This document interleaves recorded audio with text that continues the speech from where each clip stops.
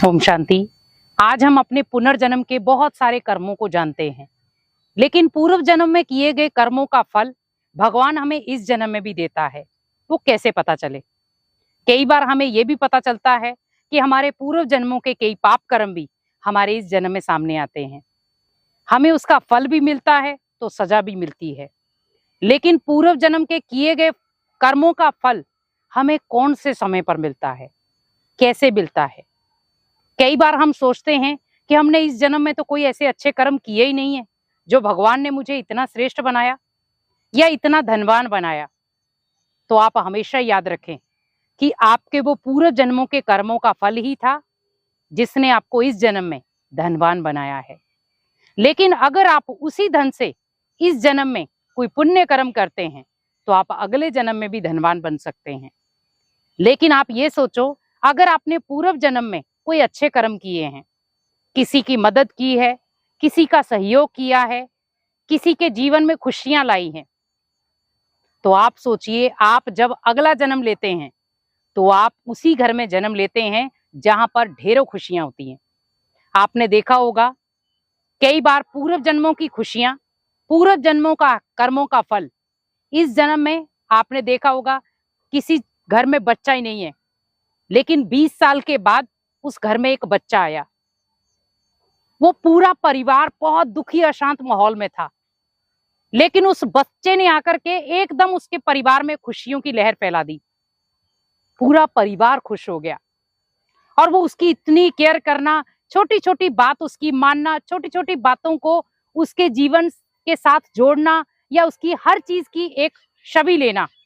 आप सोचिए, उस बच्चे ने ऐसा कौन सा काम किया है? अभी तो उसने जीवन शुरू ही किया है, अभी तो उसने जन्म ही लिया है। हर कोई उसे पलकों पर रखेगा, हर कोई उसे प्यार से डील करेगा, प्यार से एक मिनट भी उसे अकेला नहीं छोड़ेगा। क्यों? क्योंकि उसने पूर्व जन्म में बहुत अच्छे कर्म किए हैं। उसने कई परिवारों में खुशियां लाई हैं, कई परिवारों में खुशियां दी हैं, और आज वो उसी परिवार में आया जहां दुख अशांति थी, लेकिन वो जैसे कदम रखे उसने, घर में सुख शांति आ गई, भरपूर खुशियां आ गई, और उस बच्चे के आने से ढेरों खुशियां घर में आ गई। और आप सोचिए, जब उस बच्चे ने अपने कदमों से ढेर सारी खुशियां ले आया उस घर में, आप सोचिए उस घर के जितने भी सदस्य हैं उस बच्चे को कितनी दुआएं देंगे। तो उस बच्चे ने क्या किया? पूर्व जन्म में भी अच्छे कर्म किए हैं, और जब वो अगले जन्म में आया वहां पर अनेक आत्माओं से उसने दुआएं ले ली। अब क्या हुआ? धीरे धीरे धीरे धीरे जैसे जैसे वो बड़ा होता गया, उसके जो पूर्व जन्मों के कर्मों के फल थे वो धीरे धीरे खत्म होना शुरू हो गए, क्योंकि इसे बहुत सारी प्राप्ति एक साथ होना शुरू हो गई। अब वो जैसे बड़ा होता गया, इस जन्म में वो पाप कर्म करना शुरू हो गया उसी धन से। आप जैसे देख रहे होंगे बहुत सारा धन बच्चे के पास है, तो वो मिस यूज करता है, नशे पत्ते में उड़ा रहा है, क्योंकि उसे पता है मेरे पास करोड़ों का धन है तो मैं कहाँ लगाऊंगा? नशे पत्ते में लगाऊंगा। अब आप सोचिए, जहां पर उसने पूर्व जन्म में बहुत अच्छे कर्म किए थे तो अगले जन्म में उसे फल बहुत अच्छा मिला, पर इस जन्म में उसी फल का वो दुरुपयोग कर रहा है। अगर उसे धन दौलत मिली, धनवान परिवार मिला, लेकिन उसने उसका मिस यूज किया। तो सोचिए, हमारे पास पूर्व जन्मों का फल तो अच्छा आया, पर हमने अगले जन्म में पाप कर्म करना शुरू कर दिए, तो उसकी सजा भी साथ में मिलती है। और फिर हम कहते हैं कि क्या करें, हमारे पास एक ही बच्चा है, हम अगर उसको नहीं देंगे तो किसको देंगे? सारा कुछ उसी का तो है। हमेशा याद रखें कि वो आत्मा आपसे लेने ही आई है, पर ध्यान आपको रखना है कि मुझे उस आत्मा को वो चीज नहीं देनी है जिससे वो पाप कर्म करे। आज सोचिए, आप ही का बच्चा नशे पत्ते में चला जाता है, हम उसका ढेरों इलाज कराते हैं, पर वो नशे छोड़ नहीं पाता। आपका धन उस समय भी जाएगा। अगर आप उसे एक सही तरीके के धन को यूज करने का सबक देते, अगर आप उसी बच्चे को दान पुण्य करने का महत्व समझाते, अगर आप उसी बच्चे को लोगों की मदद करने का पुण्य समझाते, तो शायद आज वो दोबारा कर्मों का फल ले पाता। लेकिन हमने ओनली एक बच्चा है, उसके ऊपर खूब लुटा दो। हम ये नहीं कह रहे आप लुटाओ मत, पर साथ साथ में उसे श्रेष्ठ कर्म करना भी सिखाओ।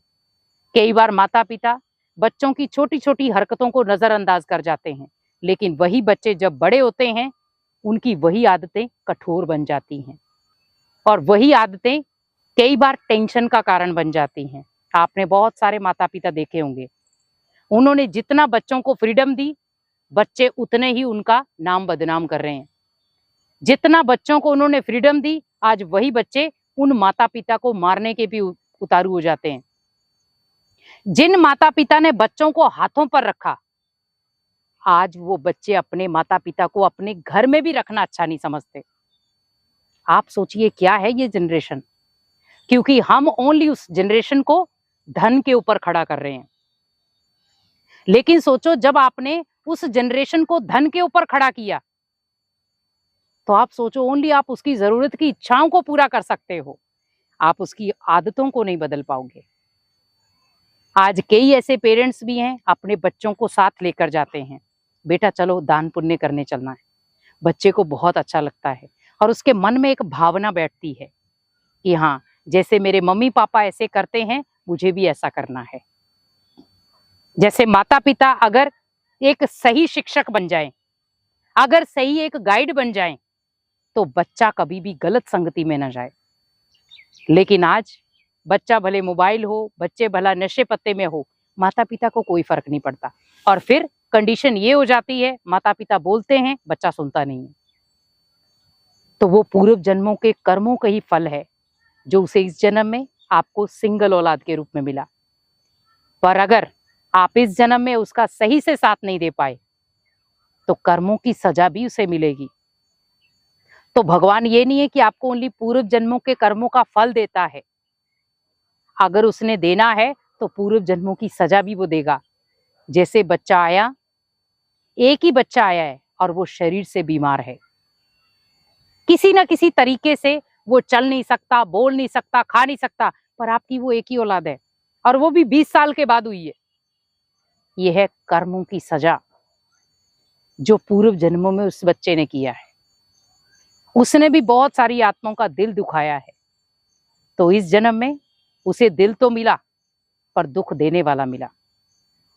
इसीलिए भगवान भी हमेशा कहते हैं कि जीवन में अगर देनी है तो सबको खुशियां दो, जीवन में अगर कुछ देना ही है तो सभी को सुख दो, ताकि आप जब भी कोई कर्म करें उसका फल मिले, उसकी सजा नहीं।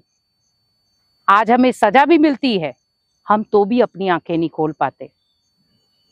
हमें कर्मों का जब फल मिलता है तब हम सारी चीजें भूल जाते हैं और उसके बाद हम कर्मों का कुछ ना कुछ गलत यूज करना शुरू हो जाते हैं। पाप कर्म करने से पहले आप 4 बार सोचें कि उसकी सजा मुझे ही मिलेगी। अगर मुझे भगवान कर्मों का फल दे रहा है तो कर्मों की सजा भी मुझे देगा। इसीलिए कोशिश करें, अपने जो भी आप कर्म करते हैं सावधानी के साथ करें, ताकि उसका फल आपको मिले तो अच्छा मिले। ओम शांति।